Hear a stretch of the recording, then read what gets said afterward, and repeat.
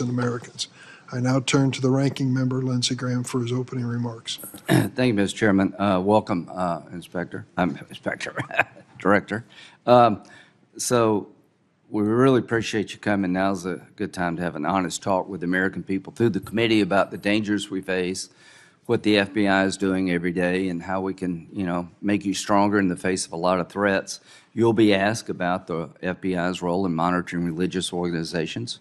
The debacle called Crossfire Hurricane hangs in the air in the conservative world, and so we're going to move forward. You'll be asked some tough questions, and I appreciate you being here today. So, Mr. Chairman, one thing that I will be talking about among the list of threats is a broken border. Mr. Chairman, since President Biden has taken office, we've had 6.6 million encounters with illegal aliens at the southern border. That's larger than 33 states. And we're on pace. The last 7 days, we've been averaging about 9,500 a day. Play that out. We're looking at 3.4 million this year at that rate. That puts us at 10 million, and that doesn't count the gotaways. So we're negotiating how to help Ukraine.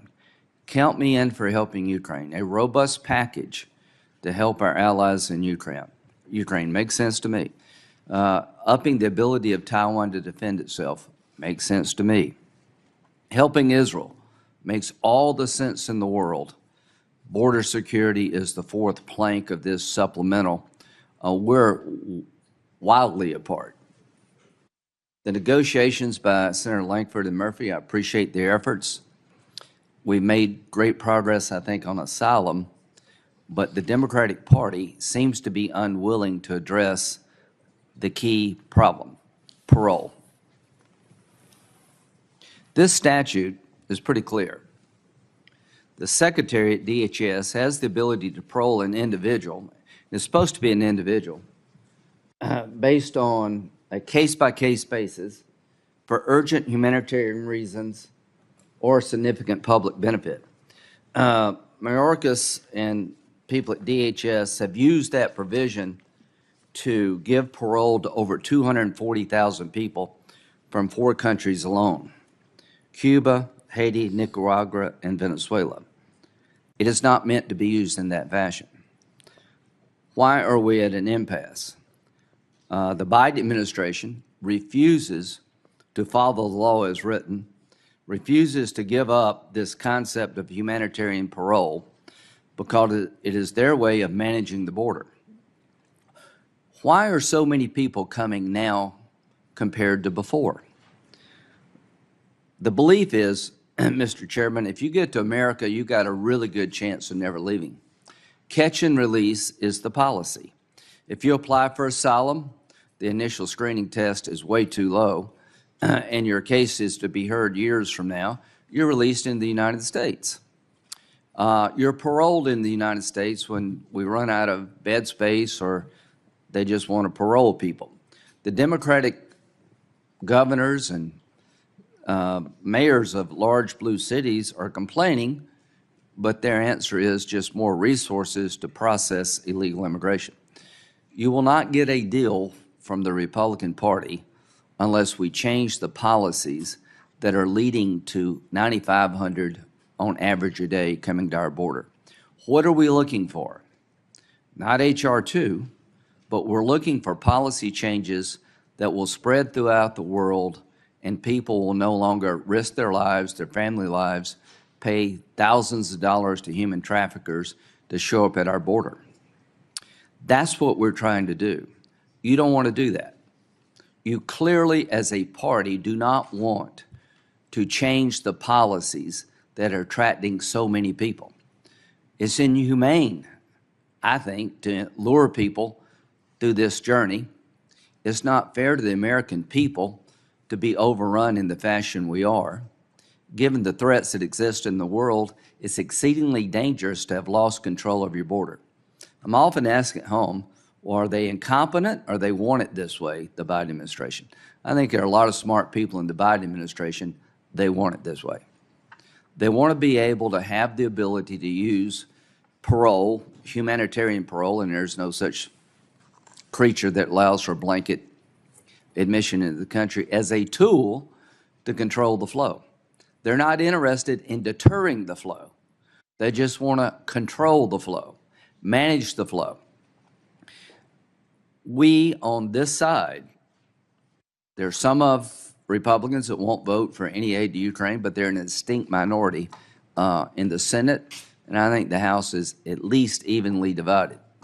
If we had a border security proposal as part of the supplemental that addressed our own national security needs here at home, I think you'd get a very large vote. So I don't need any more lectures about the need for Ukraine. I got it. I understand. You're right. I understand why we should help Israel. I understand why we should toughen up Taiwan.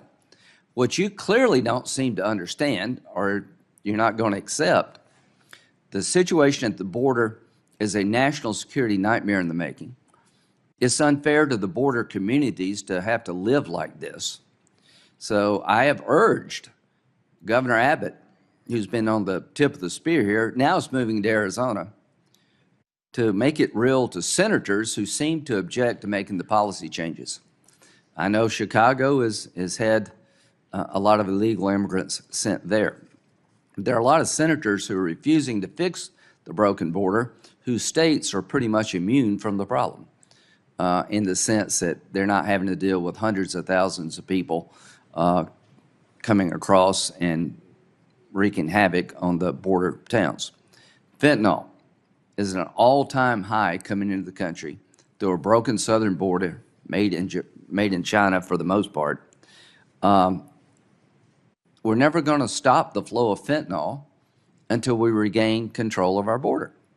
So to those who are following these negotiations, let me tell you where they're at. They're stuck.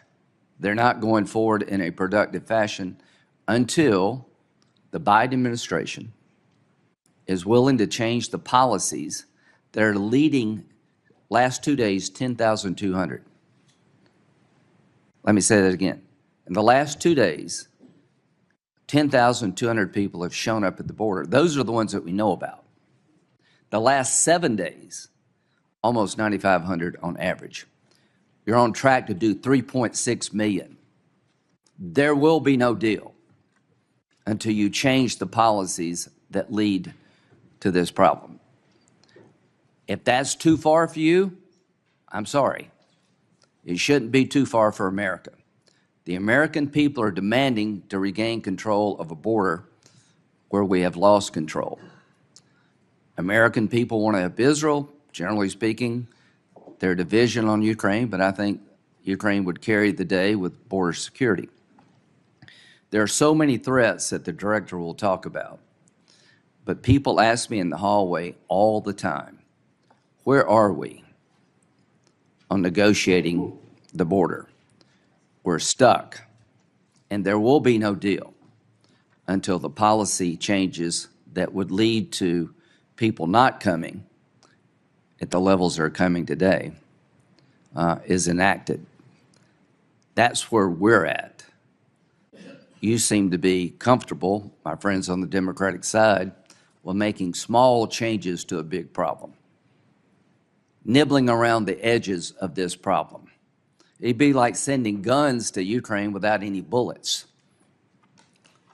You're really robust when it comes to Ukraine, and I'm with you.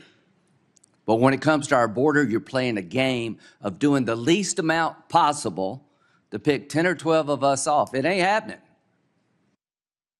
And I've been involved in this issue for 20 years. This is not about immigration reform, and it needs to happen. It's about securing a broken border at a time when the threats to our nation are all-time high, and it started with Afghanistan. The world is on fire. Multiple fronts and getting worse every day. There will be no assistance to other nations who are deserving until we assist our own nation. So this attitude of doing the least you can, trying to pick 10 or 12 of us off, is not going to work. We're united over here. We're divided on Ukraine, but I would say 2/3 of our conference would vote for a package, including Ukraine aid, if it had real border security. And here's the problem you got. I know what real border security looks like. So does Senator Tillis, so does Senator Cotton, so does Senator Langford, and so does everybody else over here. So you're making a choice. You're putting your nation at risk, and the consequence of this is going to be devastating to the world. Let me lay out the mechanics for today's hearing. After I swear in Director Wray, he has 5 minutes to provide an opening statement. Then we'll turn to members. Each will have